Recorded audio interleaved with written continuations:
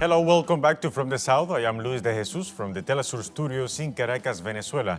Let's take a look at our headlines. National Hurricane Center issues a hurricane warning for the Bahamas as the tropical storm Isaias is expected to strengthen this Friday on its way to the islands. U.S. President Donald Trump suggests he might ask delaying the 2020 presidential election, citing the coronavirus pandemic. And torrential rains in South Asia have left hundreds of deaths since the beginning of the monsoon season. And now we begin with the news. Stay with us.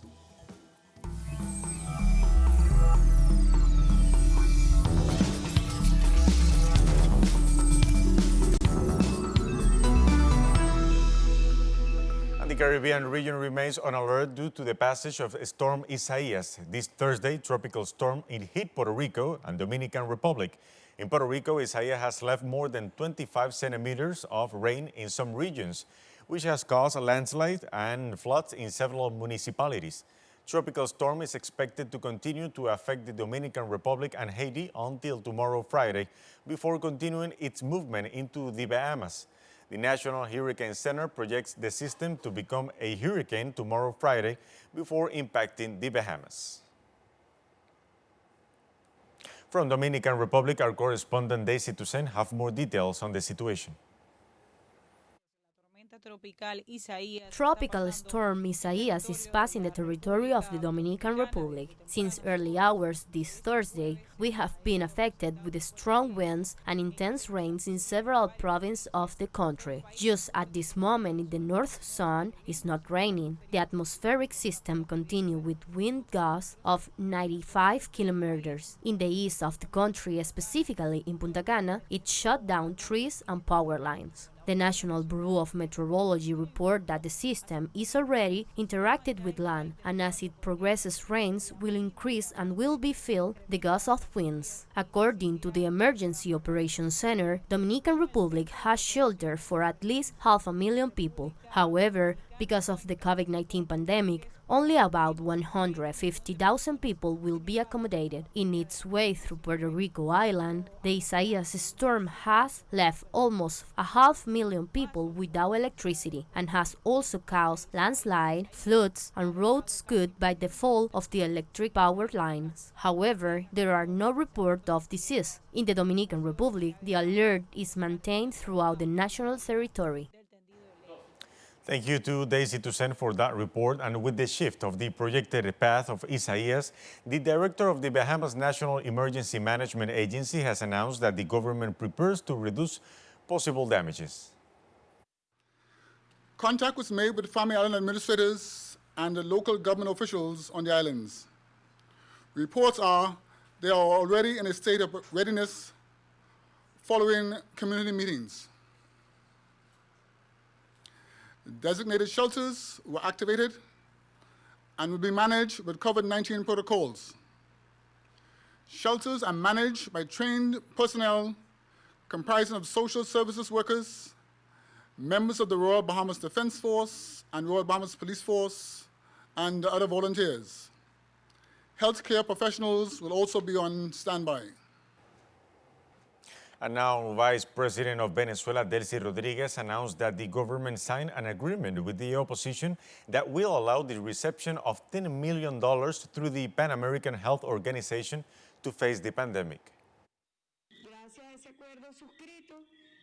Thanks to this agreement and in the context of the political dialogue, yesterday we continued to talk with the government of Norway, its representative for the dialogue, precisely because of the appeal of our president to continue the political dialogue in the interest of the well-being of the Venezuelan population, and to the root of that dialogue that is signed this humanitarian agreement, we have had the possibility of having $10 million that are resources of the Venezuelan people. We have extended the requirement of our government to make use of these resources to serve precisely health professionals and COVID-19 patients.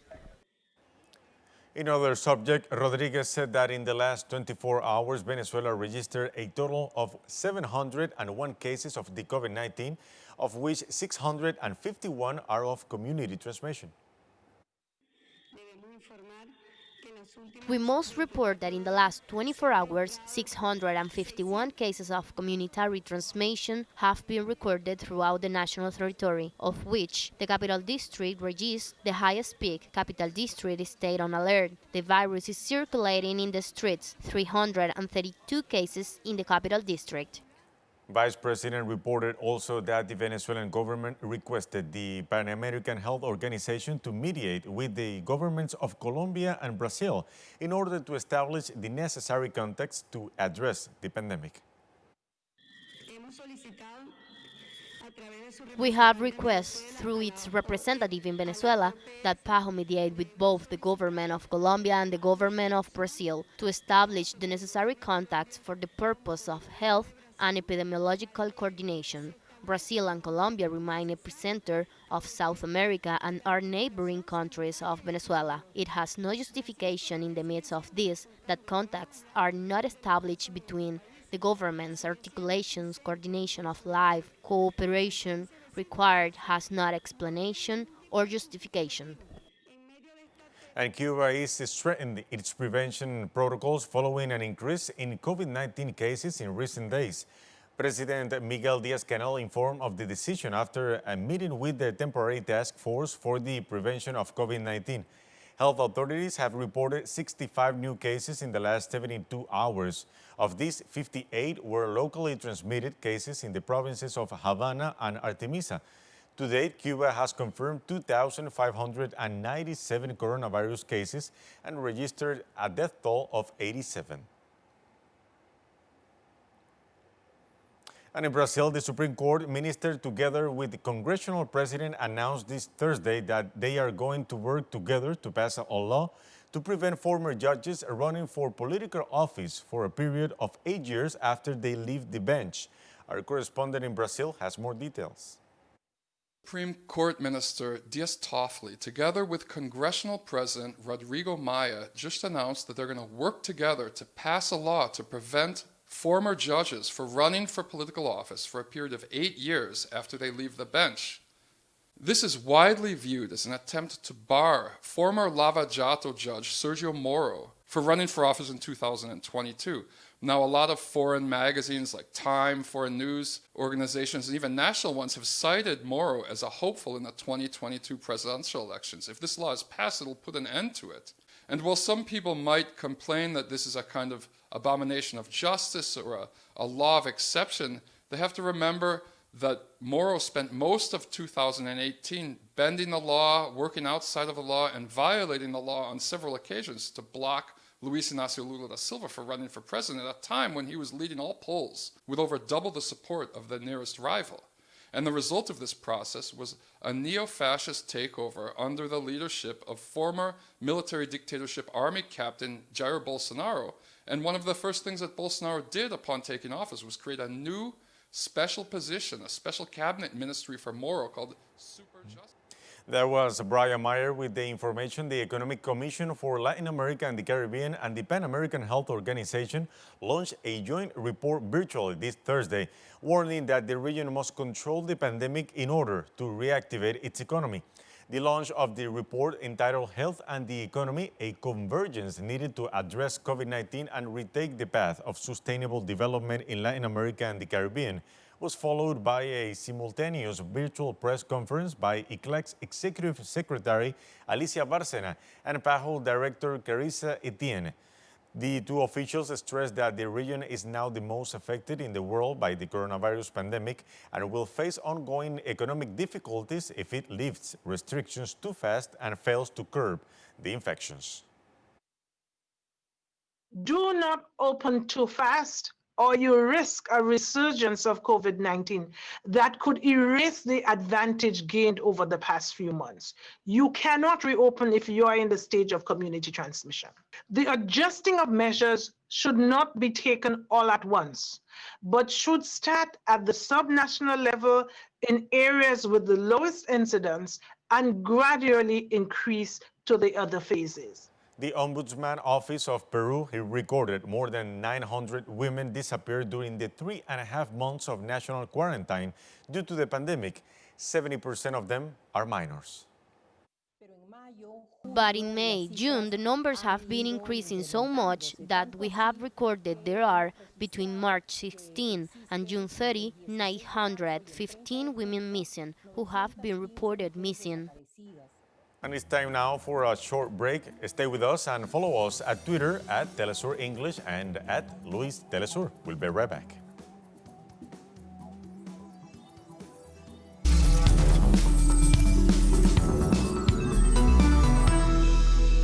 We're back with more news. U.S. President Donald Trump suggested on Thursday delaying the 2020 presidential election, citing the coronavirus pandemic. Trump said delaying the election would allow people to vote properly, securely, and safely, claiming that with universal mail-in voting, 2020 will be the most inaccurate and fraudulent election in history and a great embarrassment to the U.S. The proposal comes as the president continues to lag behind in the polls, faced with his main rival, Joe Biden. Only Congress can change the election date, which is set by law on November 3rd. With Democrats ruling the lower house, that is highly unlikely to happen. And also in the United States, the unstopped unemployment crisis continues to deepen along with the public health crisis by the COVID-19 pandemic, proposing a difficult political scenario to President Trump administration. For more, our correspondent in Washington brings us the detail. The economy fell 33% in the second quarter of the year, a catastrophic fall according to all the analysts, and also 1.4 million Americans were asking for the benefits of unemployment in the past week, amounting for 54 million in the last 19 weeks. Most definitely, there is a concern that the situation is going to get worse in the coming months, and the possibilities of a fast recovery that President Trump was trying to generate according to his interests to be reelected is looking more and more and farther, much more impossible.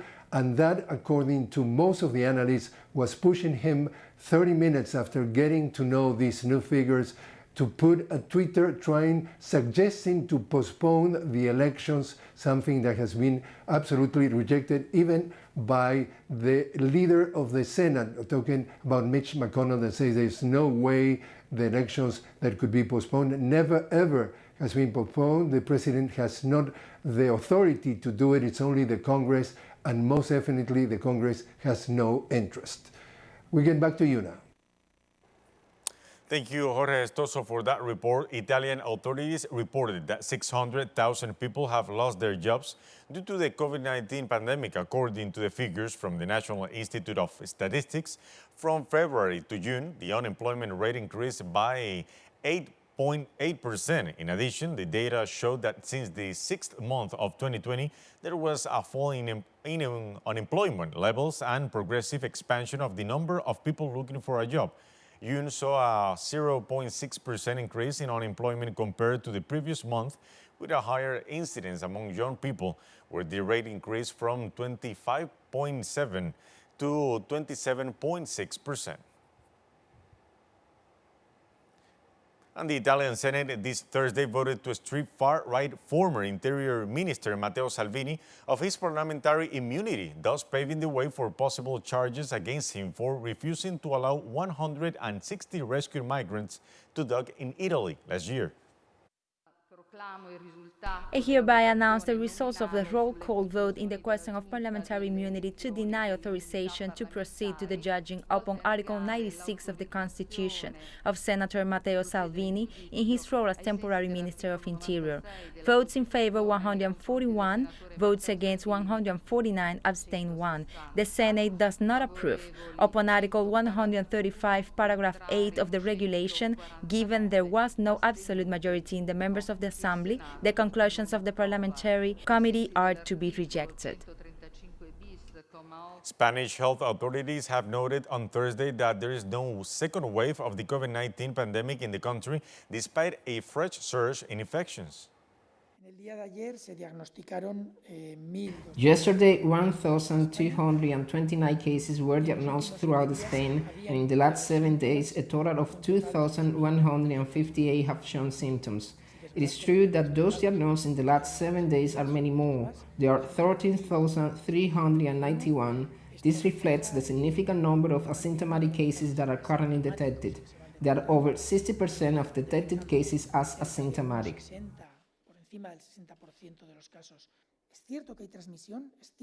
It's true that there is transmission. It's true that we are still in an epidemic phase to which we have to be very careful.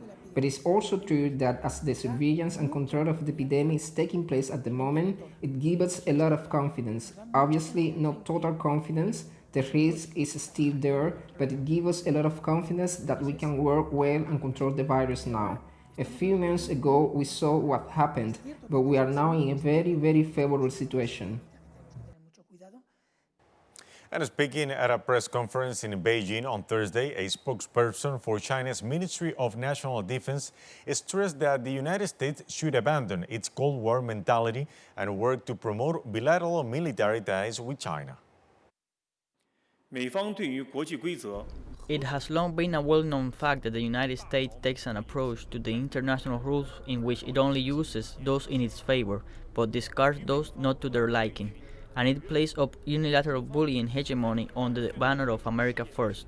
Unlike the United States that has constantly pulled out from organizations and scrapped agreements, China joined the Arms Trade Treaty on the very day the US withdrew from the World Health Organization, fulfilling its international responsibilities and obligations with concrete actions. In the recent time, the US side has constantly expanded its military ties with Taiwan region, promoting arms sales to Taiwan, hyping up the US and Taiwan joint trainings, which has sent a seriously mistaken signal to the Democratic Progressive Party administration.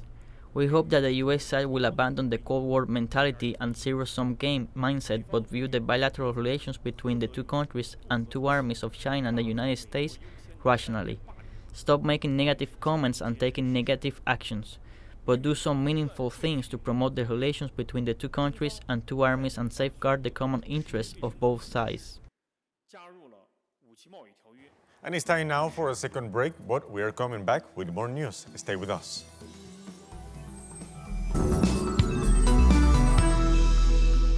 Torrential rains in South Asia have left more than 340 deaths since the beginning of the monsoon season. Periodic atmospheric instability affects India, Nepal, and Bangladesh. 129 people died in Bangladesh, while in Nepal, landslides and floods resulted in more than 155 deaths and 57 people missing. In the Indian state of Bihar, there have been reported 11 deaths and more than 300,000 inhabitants were evacuated to refugee camps. And the death toll from monsoon floods across South Asia has increased to more than 300 over recent weeks. The torrential downpours across the densely populated region are critical to replenishing rivers and groundwater, but also cause widespread death and destruction. In India's poorest state of Bihar, 125 million people, 11 have been killed and at least 4 million have been affected by the heavy rains.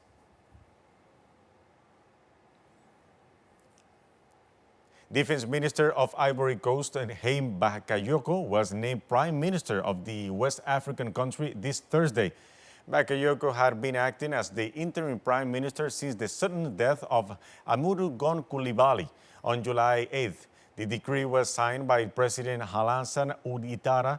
The new Prime Minister has had the defense portfolio since 2017 after serving as Interior Minister from 2011.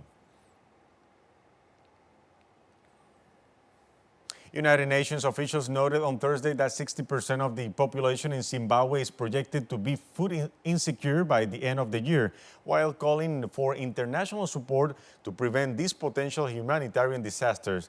Zimbabwe continues to be subject to EU and US sanctions.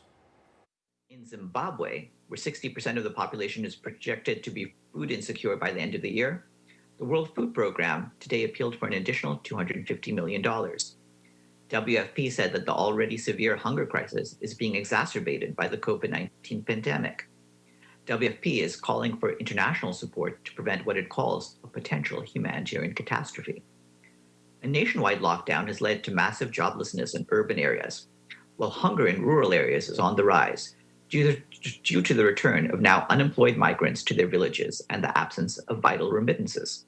And the World Health Organization warned on Thursday that Africa is likely to have a higher figures of coronavirus infections than the official numbers as there is a lack of testing. We need to get the testing up in African countries. We need to increase the testing, and we'll be convinced that we are seeing the correct situation when we see high rates of testing with a positivity at around 5%.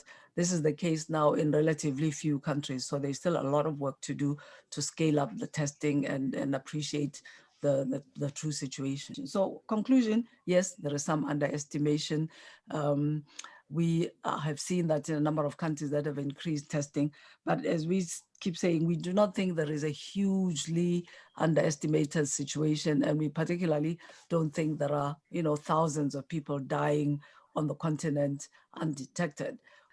Testing has been one of the biggest challenges that African countries have faced because of the poor availability of testing kits on the global market. This is something we're working very hard with the Africa CDC and other partners to help our countries to have access to. And the WHO General Director has warned that spikes in coronavirus cases in a number of countries are being driven by young people. Younger people are at risk too. One of the challenges we face is convincing younger people of this risk. Evidence suggested that spikes of cases in some countries are being driven in part by younger people letting down their guard during the Northern Hemisphere summer. We have said it before, and we will say it again. Young people are not invincible. Young people can be infected. Young people can die. And young people can transmit the virus to others. And we've come to the end of this news brief. Remember that you can find these and many other stories at our website at telesurenglish.net. And also you can join us on social media. Remember, Facebook, Twitter, and Instagram. For Telesur English, I am Luis de Jesus. Thank you for watching.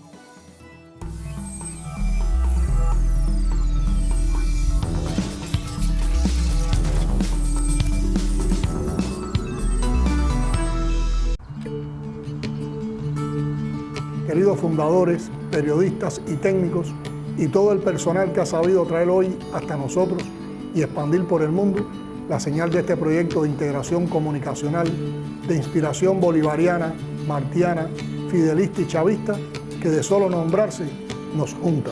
Telesur es ese sueño libertario en manos de venezolanos, argentinos, uruguayos, colombianos, brasileños, cubanos y una lista infinita de intelectuales de nuestra América. Telesur se fundó y fue posible por la inteligencia, la voluntad y los sueños de dos de sus hijos más preclaros y bravos, Fidel Castro y Hugo Chávez. Desde La Habana, donde crecen los nuevos estudios de Telesur, donde germinó la idea de su creación, hasta los ya históricos sitios de Caracas, donde se lanzó al mundo como una pequeña televisora para luego convertirse en la gigantesca pesadilla de los mentirosos del imperio y los lacayos regionales, llegue el aliento y el compromiso de los que ya no sabemos, ni podremos, ni aceptaremos vivir sin Telesur. Los abrazamos en la distancia mientras asistimos con alegría y entusiasmo al poderoso vuelo de Telesur 15 años después de su nacimiento, aclarando las turbias aguas del mundo digital contemporáneo hacia todos los continentes, en español y en inglés, en América, en Europa, en África, en Asia y en Oriente Medio. Cuenten siempre con Cuba, que se siente semilla, rama y flor de este sueño de integración que juntos hicimos posibles. Felicidades, Telesur.